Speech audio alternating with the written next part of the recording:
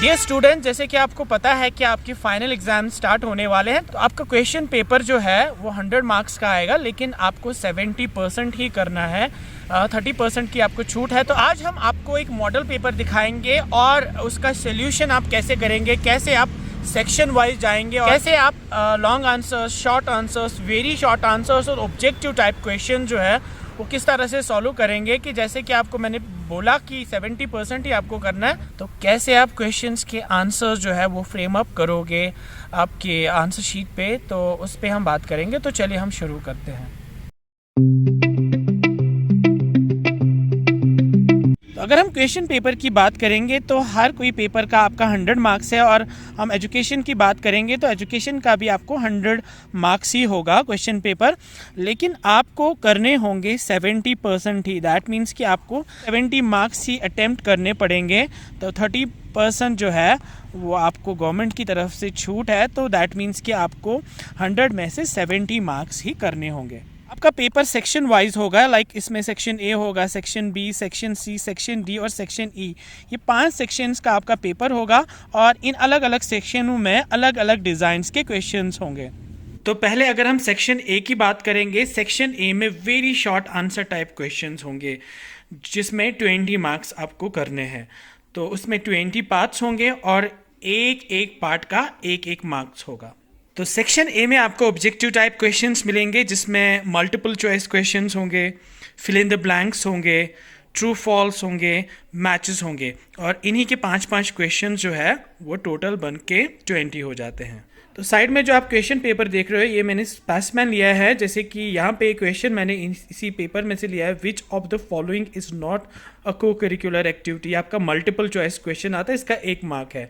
इसके 4 ऑप्शंस हैं, like debates, seminar, games and teaching. आपको राइट आंसर चूज करना है। जैसे डिबेट जो है दैट इज अ को करिकुलर एक्टिविटी, सेमिनार ये भी है को करिकुलर एक्टिविटी, गेम्स ये भी को करिकुलर एक्टिविटी है, लेकिन टीचिंग जो है वो करिकुलर एक्टिविटी में आता है, तो टीचिंग इसका राइट आंसर है। तो राइट आंसर जब आपको आंसर पेपर पे लिखना है, आपको लिखना है कि मैं सेक्शन, ऊपर आपने लिखना है सेक्शन ए से मैं क्वेश्चन नंबर 1 का पहला पार्ट जो है उसका आंसर है टीचिंग। तो बस इतना ही लिखना है, डिटेल में लिखने की ज़रूरत नहीं है। जब आप ऐसे लिखोगे क्वेश्चन नंबर 1 ए पार्ट का आंसर है टीचिंग, तो आपको वहीं पे 1 मार्क्स मिल जाएगा। ओके, तो जैसे ये एक और मल्टीपल चॉइस क्वेश्चन है, the main cause of wastage and stagnation is. इसके 4 ऑप्शंस उन्होंने दिए हुए हैं, आप देख सकते हैं यहाँ पे पेपर पे भी। Socio economic cause, intelligence of a child, non availability of train teachers and all of the above.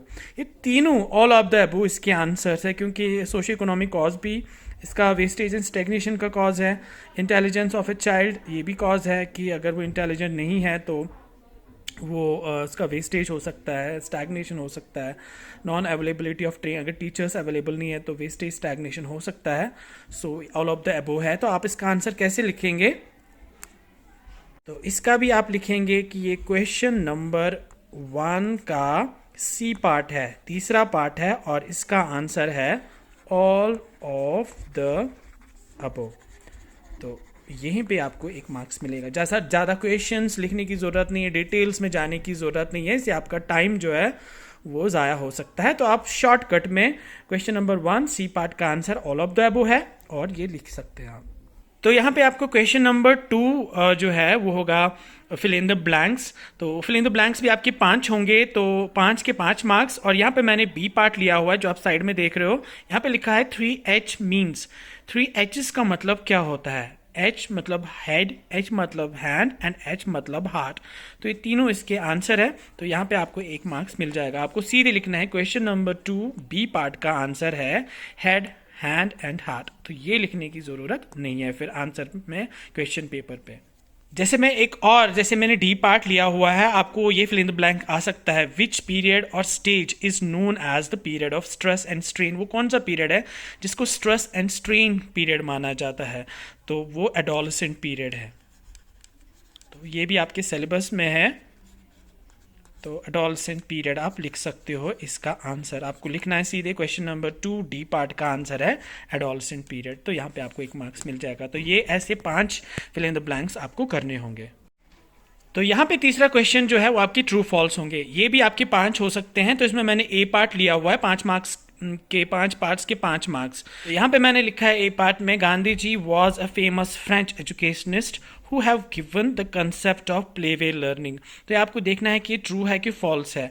तो ये फॉल्स है। क्यों फॉल्स है, ये आपको एफ लिखना है सीधे, फॉल्स। ओके, क्यों लिखना है ये फॉल्स, क्योंकि गांधी जो वो पहले फ्रेंच एजुकेशनिस्ट था ही नहीं, वो इंडियन एजुकेशनिस्ट था। अगर इंडियन होता तो दैट मीन्स कि ट्रू था। और इस यहाँ पे लिखा है कि उसने कंसेप्ट दिया प्लेवे लर्निंग का, उसने प्लेवे लर्निंग का कंसेप्ट नहीं, वो फ्रॉबल ने दिया है। तो गांधी जी ने बेसिक एजुकेशन का कंसेप्ट दिया है, तो ये टोटली फॉल्स है। तो आप क्या लिखोगे, आप यहाँ पे लिखोगे कि क्वेश्चन नंबर 3 के ए पार्ट का आंसर जो है वो है फॉल्स। तो जब आप ऐसे फॉल्स लिखोगे तो आपको 1 मार्क्स मिल जाएगा। तो ऐसे आपके 5 ट्रू फॉल्सेस होंगे। ये मैं जस्ट एग्जांपल आपको बोल रहा हूँ। तो वेरी शॉर्ट आंसर में एक और 4th वाला क्वेश्चन जो होगा वो मैचेस का होगा। यहाँ पे मैंने 4 दिया, वहाँ पे 5 हो सकते हैं। लाइक यहाँ पे मैंने फर्टिलिटी लिखा है, टीनेज लिखा है, डिबेट्स लिखा है, एंगर लिखा है, इमोशंस लिखा है, birth rate, adolescent, co-curricular activity, part A, part A, B. Part A को आपको पार्ट बी के साथ अपने अपने मैथ्स के साथ मिलाना है। जैसे यहाँ पे फर्टिलिटी जो है वो होता है बर्थ रेट, ठीक है। टीन एज जो है वो एडोलसेंट पीरियड जो होता है उसको टीन एज भी कहते हैं। डिबेट्स जो है वो को करिकुलर एक्टिविटी का एक पार्ट है, और एंगर जो है वो हमारा इमोशन आता है। तो आप इसमें सीधे आंसर लिखते हैं कि क्वेश्चन नंबर 4 के ए पार्ट जो है उसका आंसर है फर्टिलिटी का बर्थ रेट, बी पार्ट का आंसर है इमोशंस एंगर, सी पार्ट का आंसर है टीन एज का एडोलसेंट पीरियड। ये ऐसे आप आंसर बुक पे लिख सकते हैं। तो सेक्शन बी जो है इसमें आपका आएगा पैसेज, और पैसेज जो है वो 2 आएंगे आपको। और वो पैसेज कैसे होंगे, बिल्कुल ये जैसे कि यहाँ पे क्वेश्चन पेपर पे लिखा है, read the following passage and answer the following question. आपको ध्यान से उसको पढ़ना है। तो ये जो एजुकेशनल थिंकर्स है उसके बारे में बताया गया है। तो यहाँ पे जॉन डिवे के बारे में यहाँ पे लिखा गया है, John Dewey was a famous educationist, philosopher, pragmatist and a great scholar born in USA in Vermont in 1959.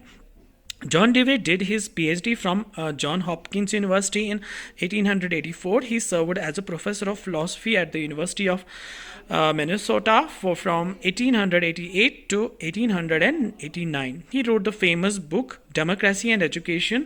According to John Dewey, development of all these capacities in the individual which will enable him to control his environment and fulfill his possibilities. तो ये यहाँ पे ये passage दिया गया है, और passage के नीचे जो है वो क्वेश्चंस दिए गए हैं। क्वेश्चंस कितने, A B C D E part में 5 क्वेश्चंस दिए गए हैं, और 5 क्वेश्चंस जो है वो आपको सारे करने हैं, और इसके आंसर जो है वो आपको इसी पैसेज में ढूंढने हैं। जैसे यहाँ पे लिखा हुआ है, where and when was John Dewey born. John Dewey कहाँ पे पैदा होगा और कब पैदा हो गया, आपको लिखना है सीधे ही, John Dewey was born in USA in Vermont in 1959। ये आप आंसर में लिखेंगे। तो यहाँ पे आप ऐसे लिखेंगे, ये क्वेश्चन नंबर 5 है, ए पार्ट का आंसर जो है, John Dewey was born in USA in Vermont in 1959, जो हमने इसी में से निकाला। When and where John Dewey did completed his PhD. तो सिंपली आप लिखेंगे कि कब और कहाँ पे उसने पीएचडी कंप्लीट किया। John Dewey did his PhD from John Hopkins University in 1884। तो ये इसका आंसर है। सिंपल जैसे यहाँ पे लिखा है, write the name of book written by John Dewey, इसी में लिखा है डेमोक्रेसी एंड एजुकेशन जो है वो बुक जो जॉन डिवे ने लिखी है। तो खाली आप अगर ये भी लिखोगे डेमोक्रेसी एंड एजुकेशन तो आंसर करेक्टली होगा। Right down the main important lines that John Dewey was given regarding concept of education. जहां पे ये इन्वर्टेड कामास बिगिन है, यहाँ पे development of all these capacities and individual which will enable him to control his environment and fulfil his possibilities, inverted commas close, ये notes में है, COTS में है। सो ये यहाँ पे आप ये आंसर इसका लिख सकते हो। सिंपल से आंसर्स जो करेक्ट आंसर्स होंगे और टू द पॉइंट होंगे तो वो 5 मार्क्स आपको मिलेंगे। तो ऐसे आपको ये 2 पैसेज होंगे, और 2 पैसेज के आपको ये 10 मार्क्स होंगे। उसके बाद आपका सेक्शन सी होगा। तो सेक्शन सी में आपके 16 क्वेश्चंस होंगे, और एक क्वेश्चन का जो है वो 2-2 मार्क्स का होगा।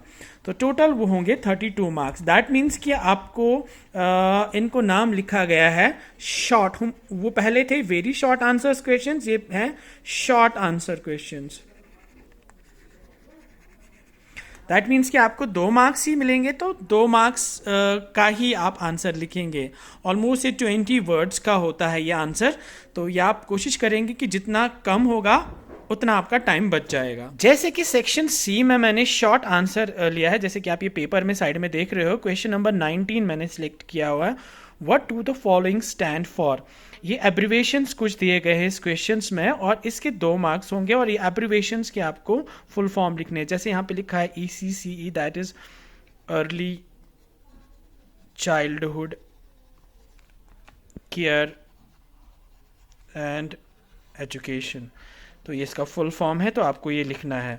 जैसे SSA, सर्व शिक्षा अभियान।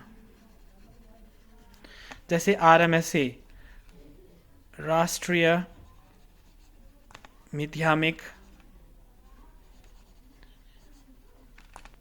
शिक्षा अभियान। जैसे DEP, that's district primary education programme. तो ये इसके फुल फॉर्म्स है। तो आप ये लिखेंगे कि सेक्शन सी जो 19th क्वेश्चन है उसका आंसर है ECCE का फुल फॉर्म आप लिखेंगे, SSA का फुल फॉर्म लिखेंगे, तो ये आंसर आप लिख सकते हैं। जैसे यहाँ पे इस पेपर पे शॉर्ट आंसर टाइप क्वेश्चंस में ये जो 4th वाला क्वेश्चन है, write the full forms of the given abbreviations, ये मैंने यहाँ पे भी लिखे हैं, लाइक KU मतलब that is Kashmir university, JU Jammu university, JK boss Jammu Kashmir board of school education, DSE directorate of school education. तो ये एब्रीविएशंस के आप फुल फॉर्म लिख सकते हैं, बिल्कुल 2 मार्क्स हैं इसके। हम इसी सेक्शन सी से एक और क्वेश्चन ले रहे हैं, write two causes of population explosion. क्योंकि इसमें 2 ही मार्क्स है, तो शॉर्ट में आप लिखोगे, डिटेल में लिखने की कोई भी जरूरत नहीं, खाली आपको मेंशन करने हैं राइट टू कॉजेज। कॉजेज क्या हो सकते हैं, ऐसे लिख सकते हैं हम, the 2 causes of population explosion are poverty लिख सकते हैं, ये भी एक कॉज है, एंड इलिटरेसी ये भी एक कॉज है। तो यहाँ पे आपको यही क्वेश्चन के 2 मार्क्स मिल जाएंगे डेफिनेटली। जैसे हम ये 8th वाला क्वेश्चन ले लेते हैं, इसी में से सेक्शन सी में से जो ये शॉर्ट आंसर क्वेश्चंस है, what are the different stage of human growth and development, make a list. ये लिस्ट बनाना है कि कितने स्टेज है ह्यूमन ग्रोथ एंड डेवलपमेंट के। हम यहाँ पे लिस्ट बनाएंगे, जैसे पहला है इन्फेंसी पीरियड, चाइल्डहुड पीरियड है, एडोलसेंट पीरियड है, अडल्टहुड पीरियड है, सेनेसेंस पीरियड है। तो ये 5 पीरियड्स है total states of human development के, तो आप इसको लिख सकते हो। ये मैंने सेक्शन सी से क्वेश्चन नंबर 8 लिया हुआ है। तो उसके बाद सेक्शन डी होगा, उसमें आपके 6 क्वेश्चंस होंगे और 3-3 मार्क्स जो है वो एक क्वेश्चन का होगा। जैसे मैंने इस सेक्शन डी में एक एग्जाम्पल लिया हुआ है, मैंने यहाँ पे ऊपर का क्वेश्चन नंबर 6 लिया हुआ है, give the importance of debates as literary activity. क्योंकि मैंने अभी बोला है कि ये शॉर्ट आंसर क्वेश्चन है, इसको आपको 50 to 60 वर्ड्स में लिखना है, तो आप ये डिटेल में थोड़ा सा लिखोगे। जैसे कि मैंने आंसर में लिखा है, debates are the important part in literary activity, it helps in the reading and language skills in students, debates boosts the talent of the children will be able to gain knowledge from these debates, सो आप इसको 2-4 points और लिख सकते हैं ताकि आपके ये 3 marks का क्वेश्चन है तो 3 मार्क्स आपके करेक्टली आएंगे। तो ऐसे ही आपको ये 6 क्वेश्चंस करने हैं शॉर्ट आंसर क्वेश्चन में जो हमारे सेक्शन डी में आते हैं। तो उसके बाद हमारा लास्ट सेक्शन होगा सेक्शन ई। सेक्शन ई में आपके 4 क्वेश्चंस होंगे and you will get options. आपको ऑप्शंस भी मिलेंगे और ऑप्शन भी होगा। टोटल इसमें 8 क्वेश्चंस होंगे जिसमें से आपको 4 करने होंगे और 4 क्वेश्चंस के आपको 5-5 मार्क्स मिलेंगे। तो ये टोटल 20 मार्क्स होते हैं और एक एक क्वेश्चन का आंसर आपको 150 से लेके 200 वर्ड्स तक लिखना होगा। मैं आपको दिखाने की कोशिश कर रहा हूँ जैसे discuss how physical development and intellectual development took place during adolescent period. तो कैसे होता है, तो ये आपको डिस्कस करना है। डिस्कस मतलब इसका 5 मार्क्स है तो ये आपको ऑलमोस्ट 150 वर्ड्स का लिखना है। या डिफाइन पॉपुलेशन एक्सप्लोजन, ये डिफाइन करना है। पॉपुलेशन की 2 पार्ट्स है। Explain in detail how we can control the population explosion, हम पॉपुलेशन एक्सप्लोजन को कैसे कंट्रोल में रख सकते हैं। ये ऐसे टाइप ऑफ क्वेश्चन आपको आएंगे।